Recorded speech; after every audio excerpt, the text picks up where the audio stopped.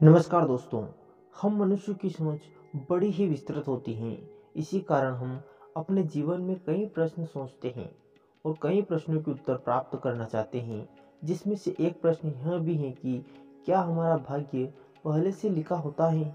कुछ लोगों का ऐसा मानना है कि हमारा भविष्य कर्मों के आधार पर बनता है। जिस प्रकार हम कर्म करते हैं, हमारा आने वाला कल भी उसी प्रकार का हो जाता है, जो सत्य तो है पर पूर्णतः सत्य नहीं है। दोस्तों, आज हम पौराणिक कथाओं के अनुसार यह समझने का प्रयास करेंगे कि क्या सचमुच में भविष्य पहले से ही लिखा होता है या फिर हमारे द्वारा किए जाने वाले कर्म हमारे भविष्य को निर्धारित करते हैं। दोस्तों, यह कथा कभी ना कभी आपने भी अवश्य सुनी होगी कि एक बार कंस को आकाशवाणी के माध्यम से यह पता चला था कि देवकी का 8वां पुत्र कंस का वध करेगा।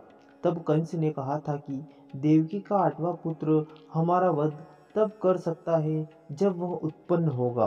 अपनी मृत्यु के भय के कारण कंस देवकी के पुत्र को जन्म लेते ही मार डालता था। लेकिन जब देवकी के 8वें पुत्र की बारी आई तो भविष्यवाणी एवं विधि के विधान के अनुसार उन्होंने जन्म लिया और कंस का वध भी किया। यह सब इसलिए संभव हुआ है क्योंकि कंस का भविष्य पहले से ही लिखा जा चुका था और उसकी मृत्यु कब और किसके द्वारा होगी यह पूर्व से ही निर्धारित था।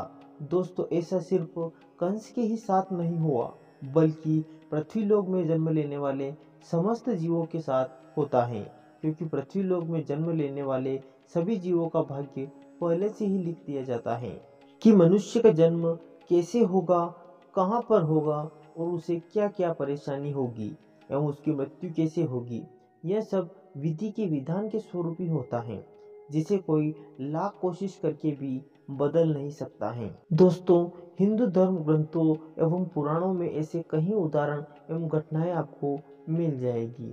एवं रामायण की बात की जाए तो यह पहले से ही लिखा था कि भगवान राम को वनवास होगा, क्योंकि इसका उद्देश्य था कि राम के ही द्वारा रावण का वध होगा। दोस्तों, अगर दासी मंत्रा ने केकई को ना उकसाया होता तो ना ही भरत को राज सिंहासन मिलता और ना ही राम लक्ष्मण और सीता को वनवास। लेकिन अगर ऐसा नहीं होता तो राम के हाथों रावण की मृत्यु कैसे हो पाती। दोस्तों, इसी तरह प्रत्येक इंसान का भाग्य एवं भविष्य विधाता पहले से ही लिख देते हैं। हम सब तो एक नाटकीय रंगमंच की तरह विधाता के खेल का एक हिस्सा हैं, जो किसी न किसी उद्देश्य से बनाए गए हैं।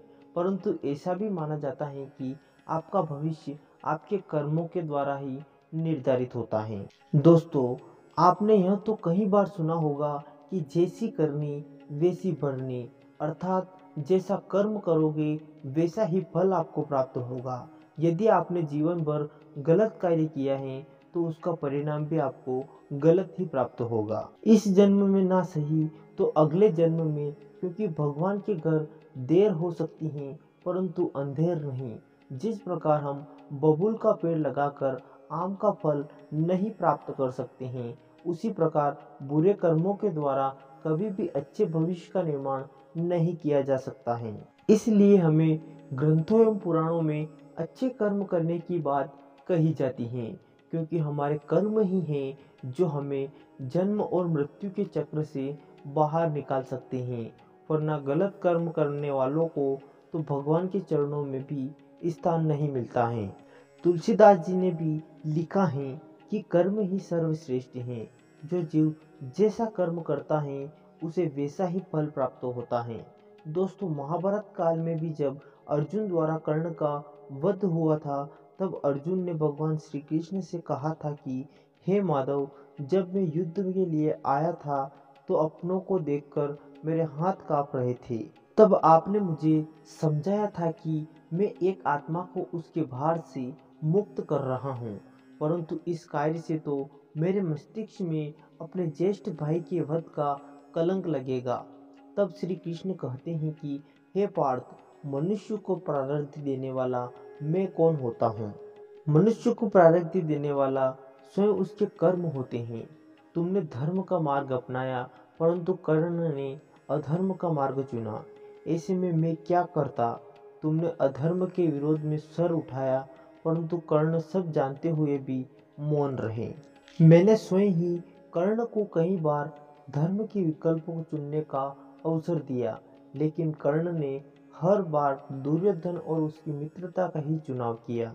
ऐसे में तुम ही बताओ मुझे क्या करना चाहिए था। दोस्तों, भागवत गीता का अध्ययन करने पर हमें यह ज्ञात होता है कि भगवान सही मार्ग चुनने के लिए कई बार अवसर प्रदान करते हैं, लेकिन हम ऐसा नहीं कर पाते हैं और समय निकल जाने पर हम अपनी किस्मत पर रोने लग जाते हैं। दोस्तों, वीडियो के अंत में बस इतना ही कहना चाहेंगे कि हमारा भविष्य भले ही पहले से लिखा होता है, लेकिन भविष्य में जो भी कुछ लिखा जाता है वह सभी हमारे कर्मों पर ही निर्धारित होता है।